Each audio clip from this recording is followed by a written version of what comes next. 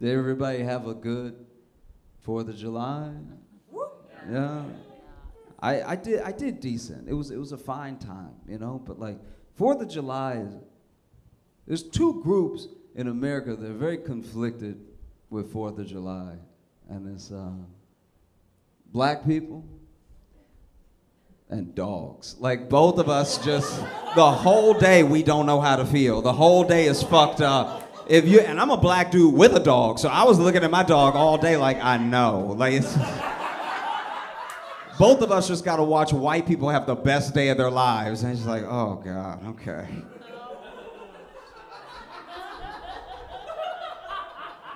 And the dogs don't know how I feel about 4th of July because there's a barbecue, but also there's fireworks. So you might get some good scraps, but what is going on up there? Like, every dog is British on 4th of July. Every dog is like, what the fuck are they doing? You know? And it's tough for me, because it's like when you know, I don't know. It's like the day of my country's independence, but not mine. Isn't that weird? It's like you can't even really, because they don't really teach about it, but like black people fought in the American Revolution. Like black people fought for the country to be free. And then we were like, yeah, we're free. And then somebody was like, what do you mean we? You know? I know. It must be hard to hear.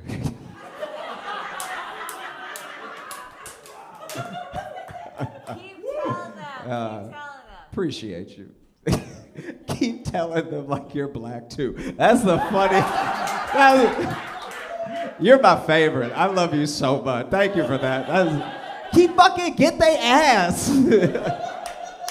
I only know what it's like to be me. The hardest life you're ever gonna have to live is your own. So I don't know what it's like to date as anybody else, and I can't judge.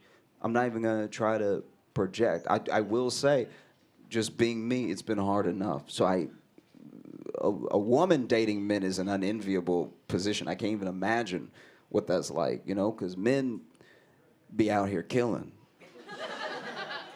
That's look. When it comes to dating, everyone, don't let the podcast fool you. Don't let your friends get in your ear. Everyone is doing everything. Men and women both cheat. Men and women both manipulate. It's all, there's no like one-sided thing except the killing is us. That we be doing that shit for real. That's like, even if women wanted to catch up, it would take till 22 to really match our numbers. We out here crazy as fuck, killing. It's wild.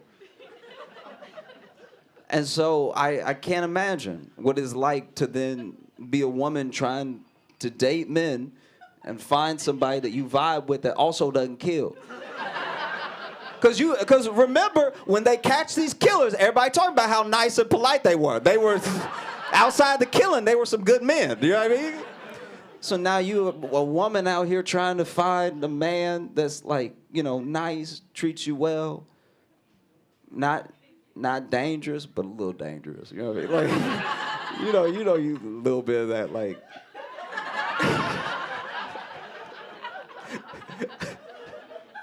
That's my favorite. I don't know why, but anytime I've been like about to hook up with somebody and they put my hand on their throat for me, I'm like, oh, you think I'm a bitch out there? That's crazy. That's wild. You feel so safe with me. You put my hand on your throat. That's almost insulting. That's a little like, let me do what I was gonna do and then we figure out if, you know, like, don't just be like, let me help. Like, that's so insulting. It's crazy. And then another part of me very much likes it because you're helping me help you. Like, it's like, that does low-key, I'm insulted, but it does feel like a cheat code where I'm like, oh, and then this? Like, it's, you know? But it is I cannot imagine. It really is tough because then you know, how do I put it? I'm not trying to be like, oh, poor men or whatever, but then you gotta be that person. You have to be someone who's interesting, nice, engaging, charismatic, and prove you don't kill. And trying to prove you don't kill make you look like a killer every time. All right? Please believe me, the most murdery looking people are the people who are trying to convince you they don't kill. Imagine somebody ask you, hey, do you want to do something later and it's safe? Why would you say that? Why would you even bring it up? That's crazy. But it's also kind of crazy not to bring it up. It's like a real tightrope to walk.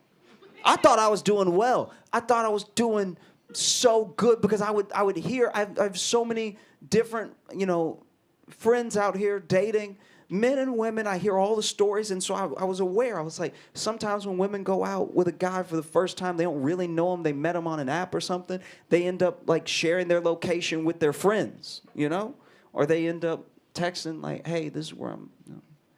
So I was on the date. Date was just starting. I was like, hey, do you want to text your friends where we're going? Just to let her know I wouldn't be offended. But then as soon as I said it, I was like, that sounds like we going to the woods. God damn. And then I'm like, I'm not crazy or anything, which, why would you say that? It's still bad. Did y'all, by the way, have y'all been in this whole Jonah Hill thing that's been trending? Yeah, a little bit. Some shaking heads. All right. So if you don't know about it, I'm going to try to sum it up in 2 sentences. Basically, Jonah Hill's ex-girlfriend has put out in her story their old texts to each other. And it's a lot of him being like, why you got to be around men? It's a lot of just like, she's a surfer, and it's like, why you gotta surf with men? And it's like nonstop. And he's clearly in lots of the texts having like some sort of moment where he's like very scared she gonna cheat or something. But it's like, the texts don't make sense. Like, she may have cherry picked some text to make him look extra bad, but he still texts what he texts. So then it's just him texting like, why you gotta surf, and he surfing, and y'all might surf on each other, all right? And then if y'all surfing on each other, you might get surf in your mouth, and then you come home and you just covered in surf, and it's like, you can't be surfing without me, bitch. Like, it was just, when you read them, you're like, oh no, this is not good, And there's been a lot of backlash and everything. I just think that Jonah Hill committed the cardinal sin of telling a woman what to do when he's not that good looking. Like, that's kind of all he did, really. When you think about it, when you read all the text, if that had been John Hamm and he was like, I don't really want you around other dudes, you'd be like, okay, daddy, all right. Just throwing it out there.